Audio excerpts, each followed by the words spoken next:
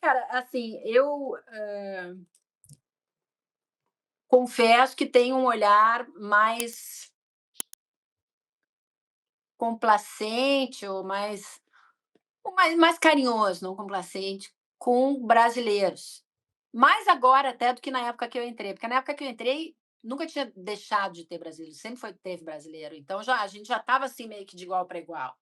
Quando os brasileiros somem é que você fica tipo: "Pô, quem é o próximo? Vem cá, deixa eu te ajudar, porque nós temos que ficar aqui". Eh, o Felipe Massa e o Rubinho foram histórias muito diferentes. Eu vou falar da minha cobertura e não da história deles na Fórmula 1, porque isso é uma outra para um outro momento, e eu acho que, né, imagino, tem que ser um tempo mais dedicado a isso.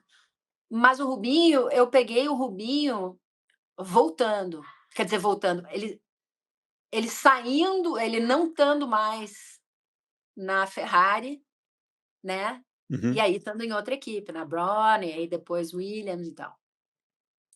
Então, eu pego ele em momentos muito diferentes. E um dos momentos mais interessantes, assim, que eu tive com o Rubinho, foi quando eu cobri aquela ultrapassagem dele, que o Schumacher espremeu o cara no Muro. muro. E todo mundo, eu me lembro que a gente estava assistindo do paddock, a gente assiste, né, em telões, todo mundo se levantou, tipo, ele vai morrer, né? Tipo, né, ele vai bater. E ali a gente tem que lembrar que os caras não estavam lutando por vitória, eles não estavam lutando por título, eles não estavam lutando por posição na equipe mais, né, famosa e renomada da Fórmula 1, que era, né, a Ferrari. O que estava em jogo ali? Quem é brasileiro sabia. O O que passado. estava em jogo ali? Foram anos e anos do Rubinho tendo que, né, dar uma desculpa aqui, uma desculpa ali, engolir sapo, ficar quieto, de ser assim, motivo de chacota, né, no país dele, né, que o campeão era o Schumacher, ele era o pé de chinelo. Foram anos daquilo ali que, por mais que você tente levar na boa, é muito difícil, né. E aí era aquilo que estava em jogo. E aí o Rubinho ficou cego, cego, surdo e mudo, quer dizer, tudo dele ficou assim, eu acho que naquele momento ele esqueceu, assim, Silvana, né, coitada, né, que os filhos, o Black Silvana, que era a mulher dele na época, quer dizer, assim, porque ele falou: "Eu vou ou morro ou eu passo esse cara", né. Então aquele momento e ele passou. Foi incrível de ver e depois, né, eu entrevistei os 2, né. Eu entrevistei o Schumacher, que chegou, e eu falei: "Você acha que foi como é que foi?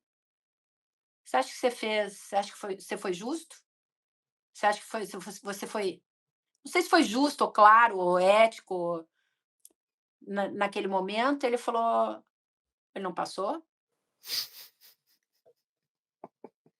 De novo, é a hora de você, o repórter tem que saber a hora que ele tem que ficar quieto". Essa era a resposta. Ele não passou, ali ele se revela, né. Eu Uhum. não estou aqui fazendo juízo de valor, dizendo que o Schumacher é isso ou é aquilo. Ele está revelando quem ele foi naquele momento. Eu sou o campeão Schumacher, eu vou espremer o cara, passou, passou. E é isso aí, eu sou assim, né. E o Rubinho, que chegou daquele jeito dele já, e eu falei: "Rubinho", tinha, né, eu estava conversando com ele, daí ele começou a me dar entrevista, e aí, né, aquela Rubinho tremia a boca, tremia tudo, ele falou: "Não, eu vi que", e ele falou bem assim, ele falou meio, ele não foi muito claro na palavra, mas ele foi muito claro no jeito de falar, por isso que é legal televisão, assim, porque você consegue ver ali. Ele falou: "Não, ali eu vi que não ia dar. Ali eu falei: 'Não, não vai dar, não vai dar'". E aí ele praticamente mostrou o que ele estava sentindo dentro do cockpit, sabe. E ficou super emocionado, assim. Então foi legal você ver, assim, foi assim uma redenção, sabe. Foi um momento muito bacana. Do Felipe, teve muitos momentos, assim, muito legais. E aí com o Felipe ainda teve a história, assim, de, pô, eu recém tinha mudado para Mônaco, ele e a Rafaela foram super queridos comigo, assim, de me mostrar um pouco as coisas aqui, né, e então eu acabei tendo, assim, também um olhar, assim, mais isso não quer dizer que você não vá criticar, sabe. Sim, sim. Você pode criticar, nunca vai ninguém vai gostar, eles não vão gostar, mas enfim, não mas mas eu tinha um olhar para ele, assim, daí quase um pouco daí uma coisa mais pessoal, né. E aí ele sofre aquele acidente, a Rafa estava grávida, e aí eu vi a cabeça dele que não mexeu, né, porque eu sempre olho isso, quando tem acidente eu não olho mais nada, eu não olho o carro, eu não olho o guarda-reio, eu olho a cabeça e passo o tempo inteiro olhando a cabeça, porque eu me lembro do Ayrton, né, aquela cabeça assim. Aí se o cara faz isso, eu já: "Opa, beleza, ok, vamos lá, vamos seguir". Mas até acontecer aquela mexidinha de cabeça, eu fico falando e aí quando rolou aquilo eu falei: "Não acredito que eu vou ter que cobrir isso. Eu não acredito que eu vou ter que cobrir isso". E era bem no início também, né, da minha carreira, ali.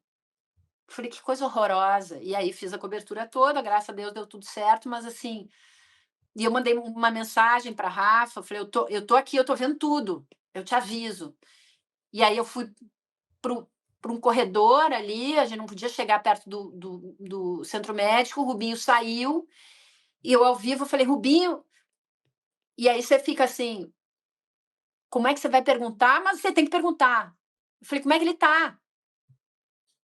"Ele tá falando?" "Ele tá falando." "Ele tá se mexendo?" "Ele mexeu as pernas, tá mexendo." Ok, na verdade era isso que o Brasil queria saber, né. Tá Uhum. vivo, tá lúcido e tá mexendo as pernas. Depois é que a gente foi saber que aquela lucidez não era bem aquela e que o buraco era mais do lado. Mas, assim, foi um troço muito cuidadoso, sabe, porque você tinha que ter informação, não cair no sensacionalismo, você tinha que ter a informação correta, não podia amenizar, mas também não podia, sabe, risco de morte. Ele não tinha risco de morte, mas ele estava numa situação muito grave, É. né. E a Rafa não sabia se ele ia acordar, ele ia voltar a ser o mesmo.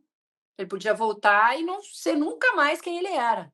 Um cara com dificuldades de fala, de cognição, sei lá. Olha o Schumacher. Uhum. Então ela estava coitada, a guria grávida e sem saber, né. Então foi assim, foi isso, aí teve antes, né, teve a história do né, no primeiro ano dele quase ser campeão. Eu me lembro que eu parei meu pulo no ar, aquela cena do Titone, o pai dele abraçando, né, comemorando e de repente olhando para o lado e fazendo assim, eu estava do lado, eu estava no ar, porque não tem como você não pô, eu não pude cobrir o Senna, eu queria cobrir um cara do meu país sendo campeão mundial, sabe, eu queria, não assim, você não sentir nada, duvido. Duvido que um cara que cubra a seleção brasileira eternamente, que está acompanhando os caras desde sempre, na hora que você está ali numa disputa de pênalti para decidir o título mundial da Copa, né, o título da Copa do Mundo, se você não vai comemorar. Vai, pô. Eu estava no meio do pulo, eu estava assim, e eu me lembro que eu caí. Quando eu caí com os pés no chão, eu caí com os pés no chão, ao mesmo tempo que caiu que Caiu o caiu a rendimento do Glória. ultrapassagem.